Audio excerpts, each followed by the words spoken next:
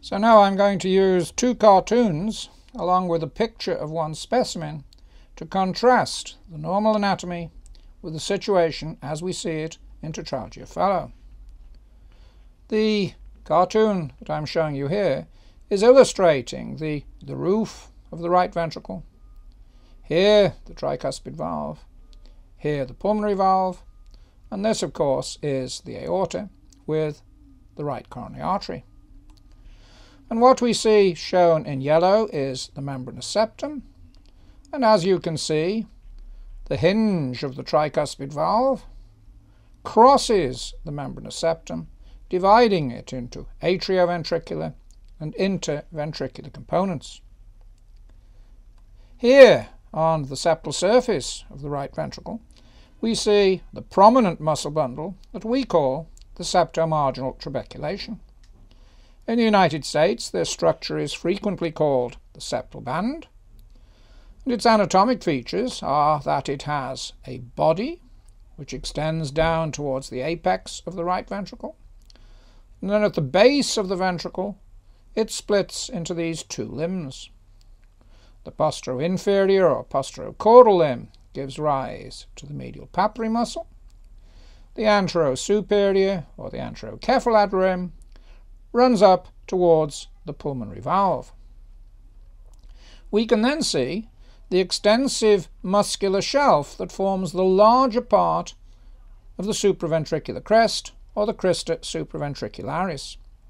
As I've already shown you, that is part of the inner heart curvature, and we also call that the ventriculo-infundibular fold because it interposes between the ventricle and the subpulmonary infundibulum.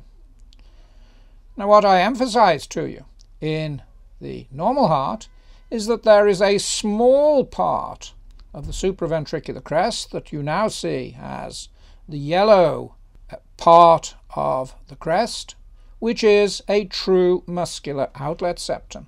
But in the normal heart there is no way that we can tell where the muscular outlet septum finishes, where the inner heart curvature begins. So it is these two components together that we call supraventricular crest, and that supraventricular crest then supports the freestanding muscular subpulmonary infundibulum. The other muscular bundles that are going to be of particular importance in Tetralogy of Fallot are then these septoparietal trabeculations that run from the anterior surface of the septomarginal trabeculation and extend to the parietal wall of the right ventricle. Now we can see that very well in this dissected heart, where I've illustrated the supraventricular crest, and I've cut it away to show you that it is largely the inner heart curvature, or the ventriculo-infundibular fold, and that inserts between the limbs of the septomarginal trabeculation or septal band. And here, at the union between the fold and the septomarginal trabeculation, is that sliver of myocardium that represents the true muscular outlet septum. But as you see, in this normal heart, there is no way that we can tell where the fold stops and where the septal component begins. And then this heart shows us also very nicely the septoparietal trabeculations running to the parietal margin of the right ventricle. And there, supported by the fold and lifting the pulmonary trunk away from the base of the ventricle, we have the freestanding subpulmonary infundibulum. So that all changes in the setting of Tetralogy of Fallot. And what I've illustrated here is the picture looking from the apex of the right ventricle towards the base, so that here again is the tricuspid valve. This is the aortic valve now overriding the right ventricle, and here the narrowed subpulmonary infundibulum. And this is the interventricular communication.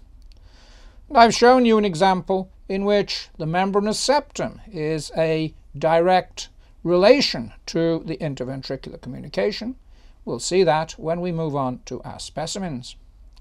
So here is the septomarginal trabeculation, or the septal band, and the feature of tetralogy is that the interventricular communication, or the ventricular septal defect, is between the limbs of the septomarginal trabeculation.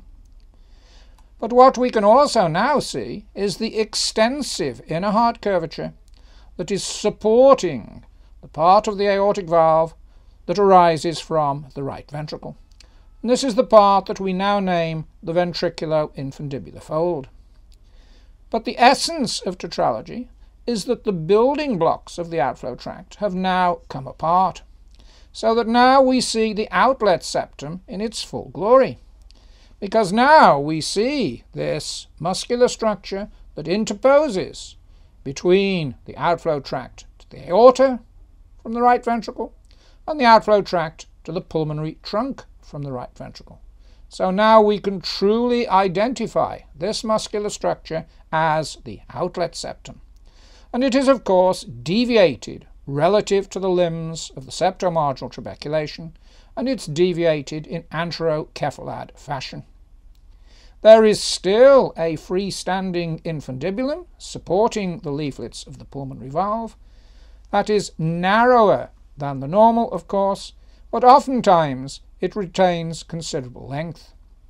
So there we see the subpulmonary infundibulum. But now the important additional feature of tetralogy is the presence of these septoparietal trabeculations, because it is the squeeze between the deviated outlet septum and the most superior of these septoparietal trabeculations that produces the narrowed mouth of the infundibulum that is, in most instances, one of the characteristic features of Tetralogy of Fallot.